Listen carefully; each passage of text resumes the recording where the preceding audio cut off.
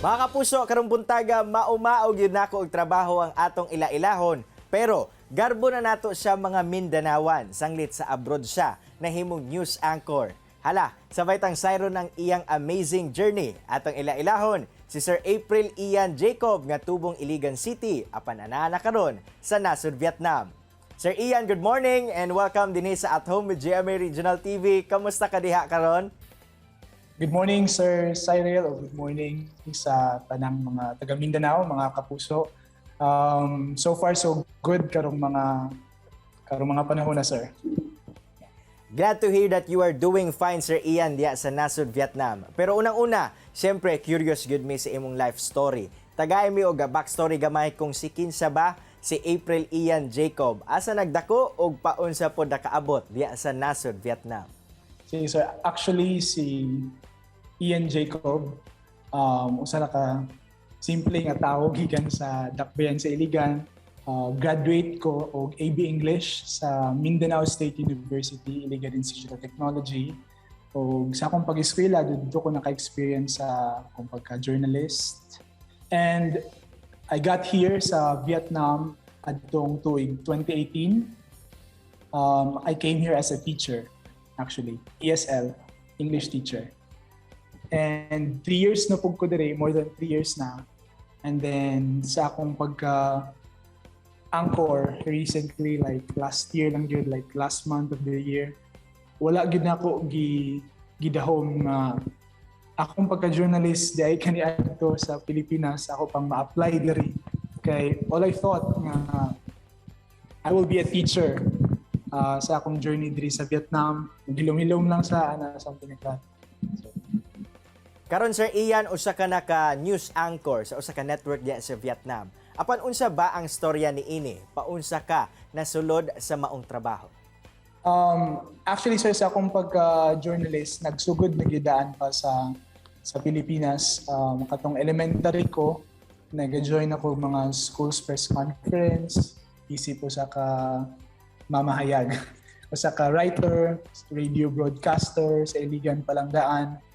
And also, katong story na ako sa akong pag-anchor, sir, ang ilang gipangita gyud kay mga native ng mga English speakers.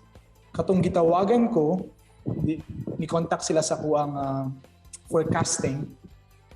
Life is full of surprises. Gi-contact na pud ko balik para sa training for me to be ready to be one of their newest news anchors. Unsa ba ang nagtulak nimo nga nganong gikuha nimo kini nga career path?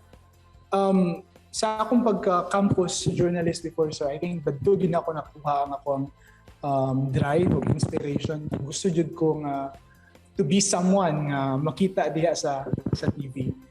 Isa ra akong kinabuhi, so I wanna make it different. So, i-promise ko nga mag-news reporter jud ko pag-graduate na ako sa college.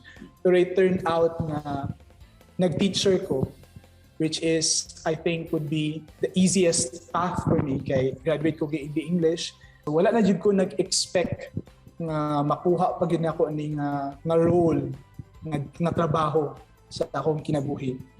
Sa atong trabaho, Sir Ian, unsa ba ang maingon nimo nga nakatsada ni ini nga nakadasig kanimo nga ipadayon bisan anaa ka sa langyaw nga lugar? Actually, ako, sir, nakatrabaho ko sa Philippine Information Agency before sa Pilipinas, I think, for around 6 months.